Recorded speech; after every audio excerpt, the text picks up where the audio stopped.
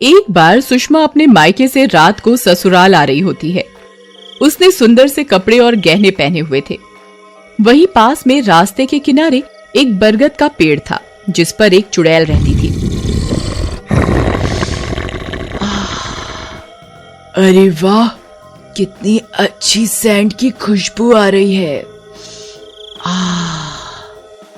इस समय कौन आया होगा इस रास्ते पर?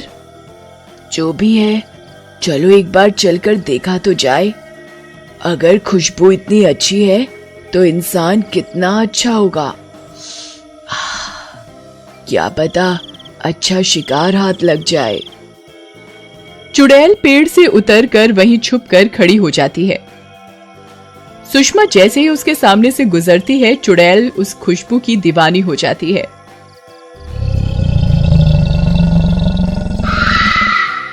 शिकार तो अच्छा है, पर मैं इसे मारूंगी नहीं, वरना ये सेंट मुझे कैसे मिलेगा। अब कैसे भी करके मुझे इसके साथ साथ घर तक जाना पड़ेगा। चुड़ैल धीरे धीरे सुषमा के पीछे पीछे चलने लगती है।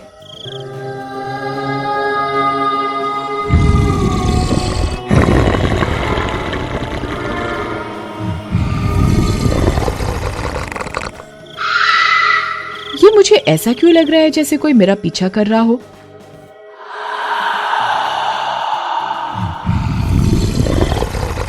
सुषमा घबराती हुई वहीं 2 पल ठहर जाती है। तभी चुड़ैल भी उसके पीछे रुक जाती है।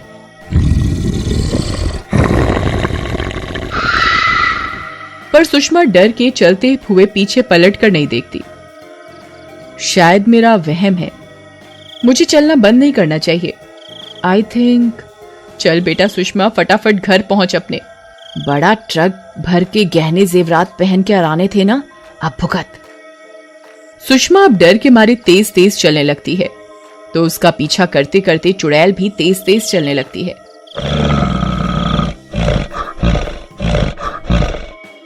अब सुषमा को पैरों की आहट ज्यादा आने लगी थी।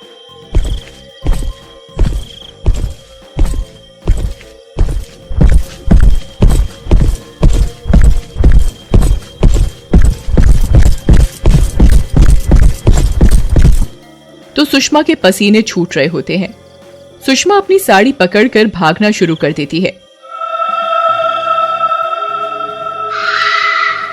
अच्छा बेटा, मुझसे बचने के लिए भाग रही है ना? मैं भी एक नंबर की चुड़ैल हूँ, देखती हूँ कैसे बच के निकलेगी तू। आजा।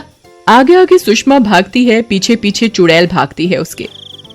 फिर चुड़ैल को ऐसा लगता है कि कहीं सुषमा डर से मर गई तो उसे वो सेंट कभी नहीं मिल पाएगा। तो उसने एक तरकीब निकाली। अचानक से चुड़ैल एक औरत का रूप लेकर सुषमा के आगे आ जाती है।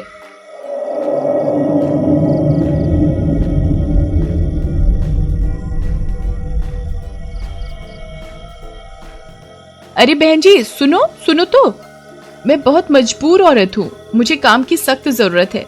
कृपा करके मुझे काम दे दो अपने घर में, तो मेरा भला हो सके। सुषमा उसकी आवाज सुनकर रुक जाती है। तो अभी तुम ही मेरे पीछे पीछे भाग रही थी क्या?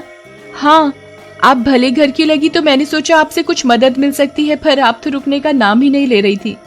कब से आपको आवाज दे दे कि मेरा तो गला ही खराब हो गया।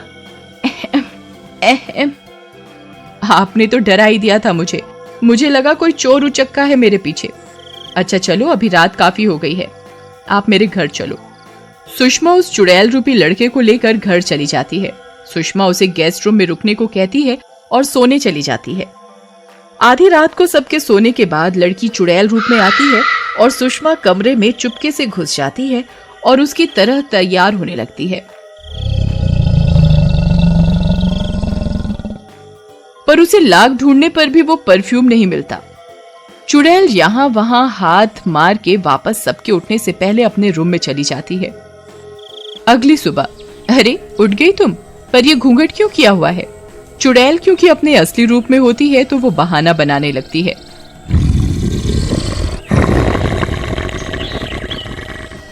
वो हमारे यहाँ दिन में ऐसे ही रहा जाता है, इसीलिए। चलो कोई नहीं।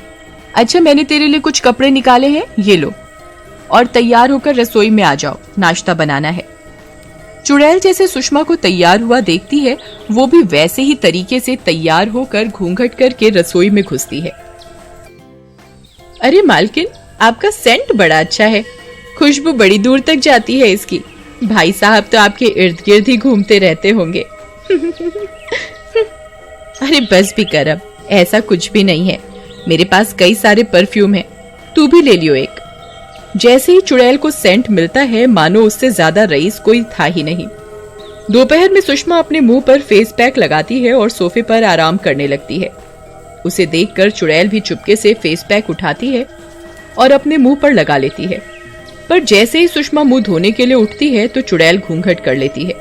अरे सुन, जरा एक कप कॉफी तो बना दियो मेरे लिए। कॉफी पी के शायद लोग सुंदर बन जाते हैं। तभी बड़े लोग कॉफी ज्यादा पीते हैं। क्यों ना आज मैं भी पी के देखूं?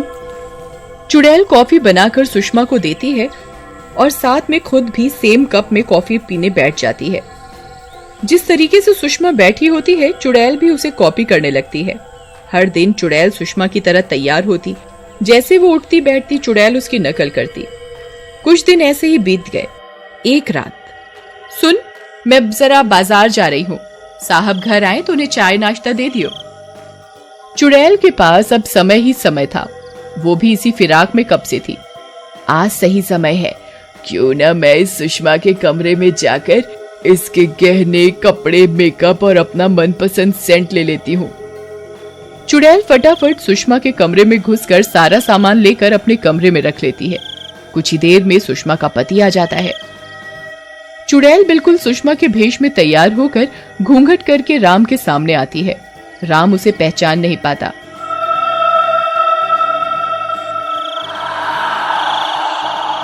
अरे सुषमा, आज तुमने भी उस लड़की की तरह घूंघट किया हुआ है, क्या चक्कर है? तुम्हें कहीं फिर से नई बहू बनने का शौक तो नहीं लग रहा है? अरे वाह, इसने तो मुझे बिल्कुल भी नहीं पहचाना। लगता है मेरे हाव भाव बिल्कुल सुषमा की तरह हो गए हैं।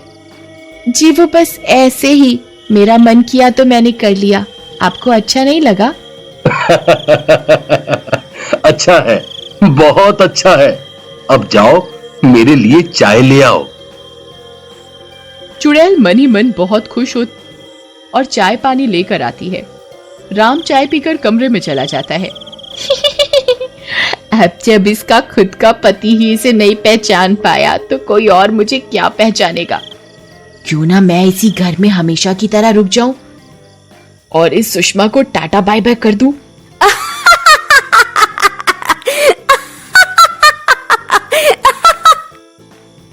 चुड़ैल घर के बाहर कुछ दूर बैठ जाती है, वहीं सुषमा का वेट करने लगती है।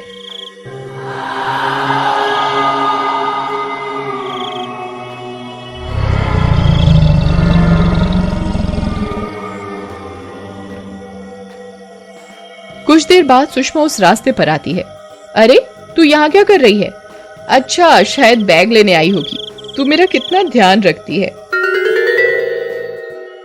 तभी चुड़ैल जोर जोर से हंसने लगती है और उसे अपने जादू से उड़ाकर जंगल में ले जाती है। अरे तू पागल हो गई है क्या?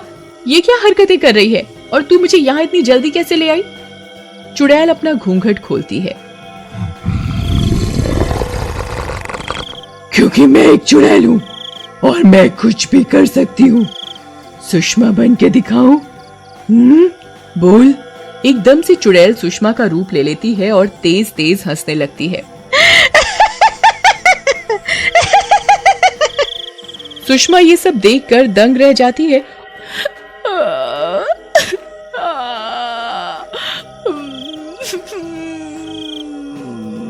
और फिर चुड़ैल अगले ही पल फिर से चुड़ैल बन जाती है।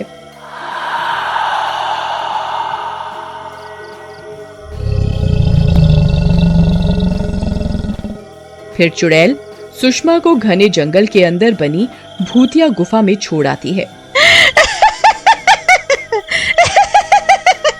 और खुद सुषमा का रूप लेकर उसके घर में बस जाती है।